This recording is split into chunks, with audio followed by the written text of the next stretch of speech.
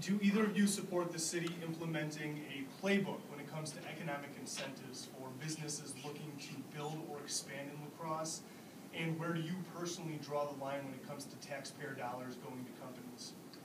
Yes, I would be definitely in favor of having guidelines or a playbook in place. I do feel that that puts the city in a position of strength when it comes to negotiate. We have seen over the past several years especially a lot of deals, if you will, that had no standards in place. And the city, it was viewed at the time that the city was giving away too much or providing too much of an incentive to get private investment. And that criticism, I think, in some cases was probably justified because the city had no standards, we had no guidelines, we didn't know necessarily what exactly should be the right incentive.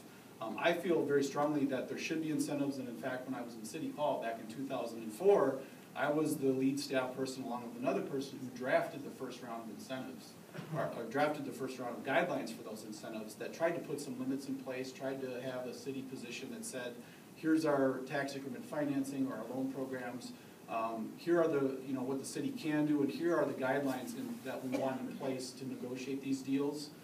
Unfortunately, at the time, the city council in 2004, of which Mr. Farmer was a member, decided that it wasn't a priority, or they didn't feel that those guidelines, were something that the city should be looking at, and so those guidelines got kicked down the road.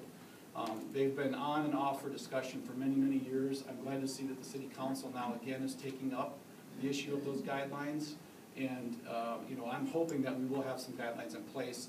Of course, they can't be set in stone. Things change, developments and new projects come along every day, and you've got to still have flexibility. But without any guidelines in place, it's been very difficult to negotiate deals because each deal is different, and the development community, they understand what's going on, and so it becomes very difficult to negotiate those deals. Thank you.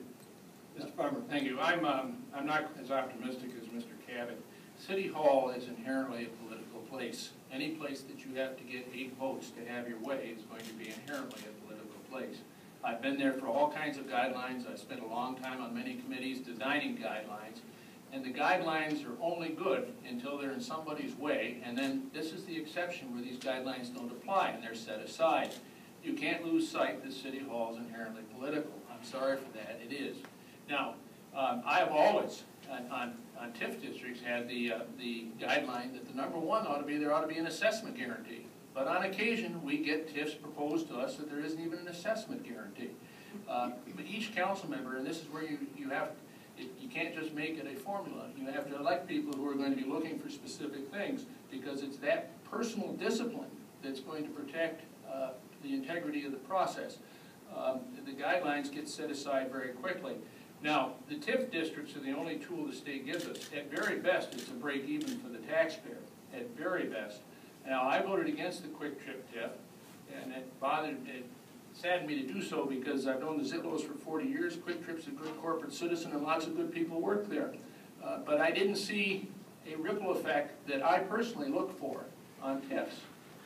I want to see something more than just that, because if it's just that, it's barely a break even for the taxpayer, if at all. They're lucky if it is.